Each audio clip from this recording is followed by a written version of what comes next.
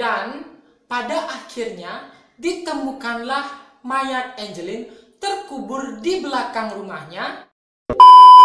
Oke teman-teman, terima kasih sudah klik video ini. Nah, di kisah misteri kali ini aku akan mengangkat kisah kriminal yang pernah terjadi di tahun 2015 yang menyebabkan kehilangan nyawa seorang anak kecil yang diangkat oleh ibu angkatnya dan dibunuh oleh ibu angkatnya sendiri, yakni kisahnya si Angeline. Bagaimana kisahnya? Mari kita simak.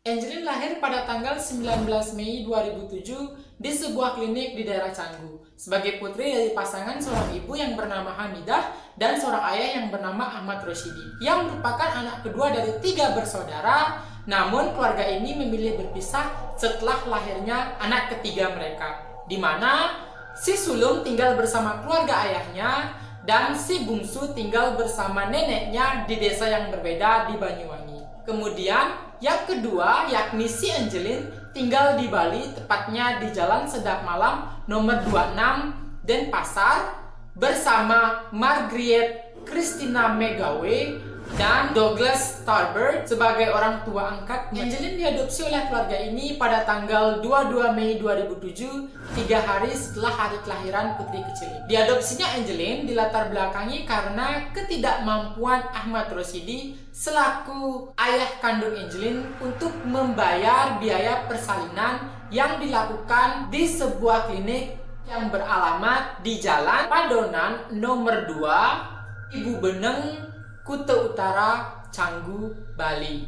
Roshidi dan Hamidah, keluarga yang hanya tinggal di sebuah kos-kosan di kawasan lingkungan Banjar Tandeng di desa Tibu Beneng ini, tidak mampu membayar biaya persalinannya sebesar Rp800.000 terhadap klinik tersebut. Roshidi pun dikenalkan terhadap Margriet oleh teman kosannya yang bernama Nelly. Margriet yang bermaksud mengadopsi Angeline dan bersedia membayar biaya persalinan. Margriet yang saat itu datang bersama suaminya yang bernama Douglas Starbird.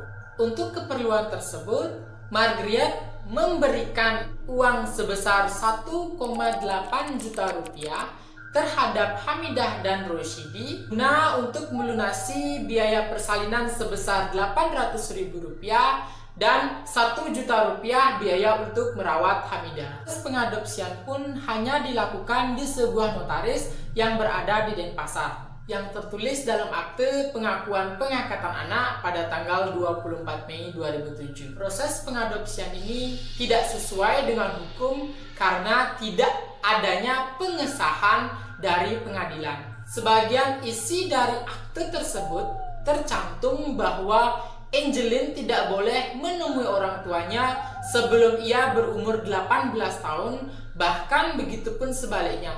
Orang tuanya tidak dapat menemui Angeline kalau Angeline belum berumur 18 tahun. Sebagiannya lagi menerangkan bahwa Angeline memperoleh harta warisan sebesar 40%, namun jika Angeline meninggal, harta warisan tersebut akan jatuh kepada ibu angkatnya, yakni Margriet Megawe. Margriet yang hanya mendapatkan sebesar 20% harta warisan. Begitupun sebaliknya, jika Margriet meninggal, maka harta warisannya akan jatuh terhadap Angeline. Maka totalnya yang Angeline dapatkan sebesar 60%. Inilah pendugaan terjadinya pembunuhan terhadap Angeline. Angeline dilaporkan hilang oleh keluarganya pada tanggal 16 Mei 2015 di rumah ibu angkatnya Jalan Sedap Malam nomor 26 Denpasar. Namun, pihak keluarga tidak melaporkan hilangnya Angeline ke polisi, tapi sehari setelahnya keluarga Margriet justru membuat pengumuman dan fanpage di laman Facebook dengan Finds Angeline, Bali's Missing Child. Pada akhirnya kasus ini pun meledak dan banyak media yang memberitakan tentang berita kehilangan si Angeline ini hilang secara misterius di rumah orang tua angkatnya di Denpasar. Simpati pun membanjiri keluarga Margriet dari berbagai pihak, termasuk warga atas hilangnya si Angeline. Namun, seiring berjalannya penyelidikan, Margaret justru berusaha untuk menutup-nutupi kasus hilangnya si Angeline ini yang menyebabkan banyak adanya kejanggalan. Polisi, LSM, lembaga, swadaya masyarakat, dan termasuk dua menteri kabinet, yakni Menteri Pendayagunaan Aparatur Negara dan Reformasi Birokrasi Bapak Rudi Krisnandi, dan Menteri Pemberdayaan Perempuan dan Perlindungan Anak Ibu Yohana ikut terjun guna untuk menyambangi tempat Angeline. Namun tidak diizinkan masuk oleh Margaret dan ia menolak keberadaan dua menteri tersebut. Kasus ini menyita perhatian dari berbagai kalangan, termasuk Bapak Aris Merdeka Sirait. Berbeda halnya dengan dua menteri tersebut, Bapak Aris diizinkan masuk dan masuk ke kamar. Setelah dilihatnya keadaan rumah tersebut, beliau kaget karena keadaan rumah tersebut tidak layak huni dengan berkeliarannya ratusan ayam di pekarangan rumah tersebut. Atas KPAI pun menyampaikan maksud kedatangannya guna untuk mengambil alih sementara hak asuh Angeline. Namun Margaret marah dan histeris. Dia mengatakan siapapun yang ingin merebut Angeline, dia akan membunuhnya. Dari sifatnya Margaret yang seakan-akan menutup-tutupi kasus si Angeline ini justru membuat semua curiga bahwa hilangnya si Angeline ini secara disengaja.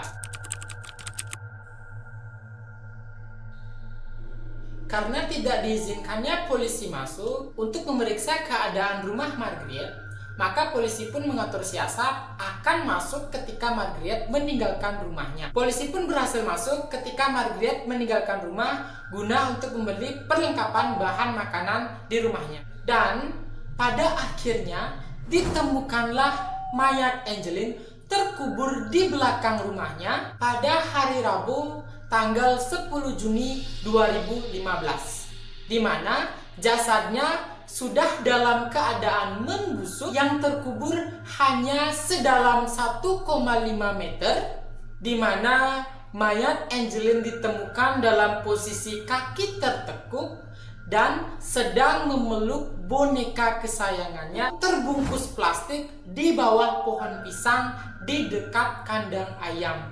Hasil otopsi mengatakan Angeline meninggal dipastikan karena kekerasan benda tumpul yang menyebabkan pendarahan di bagian otaknya, dan Angeline dikatakan meninggal 3 minggu sebelumnya.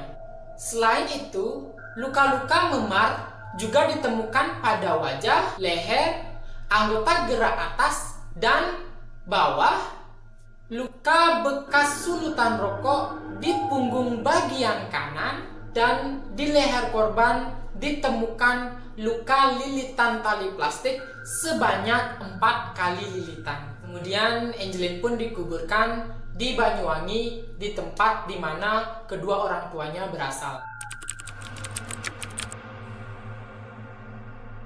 Angeline diangkat dan dianggap seperti anak kandungnya sendiri oleh Margaret sebelum meninggalnya ayah angkat Angeline, suami dari Margaret, yakni Bapak Douglas. Dan Angeline pun diajarkan menggunakan bahasa Inggris oleh kakak-kakak angkatnya Angeline. Angeline memiliki 2 orang kakak angkat, yakni bernama Yvonne dan Christina, merupakan saudara yang berbeda ayah dari 2 kali pernikahan Margaret. Angeline sangat disayangi oleh mereka, termasuk bapak angkatnya yakni Bapak Douglas. Namun, setahun belakangan semenjak kepergian suami Margaret, Angeline kerap disiksa dan diwajibkan mengurus ratusan ayam, termasuk anjing dan kucing. Angeline kecil tak jarang menerima pukulan, bahkan disiksa dan tidak diberi makan jika ia tidak melakukan tugasnya dengan baik. Angeline bersekolah di Sekolah Dasar Negeri 12 Sanur. Saat itu ia sedang duduk di kelas 2 dan akan menjelang ke kelas 3. Ia harus mengurus ayam-ayamnya terlebih dahulu sebelum berangkat ke sekolah dan menempuh perjalanan sekitar 2 km dari rumah menuju sekolahnya dengan berjalan kaki. Itulah yang menyebabkan Angeline sering terlambat berangkat ke sekolah dan bau kotoran ayam. Bahkan, wali kelas Angeline yang bernama Ibu Putu Sri Wijayanti pernah memandikan Angeline di sekolah lantaran dirinya dan teman-teman kelas Angeline tidak kuat mencium bau kotoran yang menempel di rambut Angeline. Angeline pernah mengeluh pusing lantaran dirinya belum makan. Wali kelasnya itu pun berinisiatif untuk memberikan makanan terhadap Angeline. Angeline pun melahap makanan tersebut sebanyak 2 piring. Di sekolahnya, Angeline dikenal dengan anak yang pendiam, kusam, dan lusuh. Guru-gurunya pun sempat mengira kalau Angeline adalah berasal dari keluarga yang tidak mampu. Bapak kepala sekolah dari sekolahnya tersebut ingin mengangkat Angeline sebagai anaknya, namun Margaret tidak mengizinkan hal tersebut. Asalnya Angeline memiliki tanggung jawab untuk mengurus ayam-ayam dan anjing beserta kucing di rumahnya, dan memiliki tanggung jawab mengerjakan tugas rumah. Margaret mengaku ia melakukan hal itu guna untuk melatih Angeline menjadi anak yang mandiri.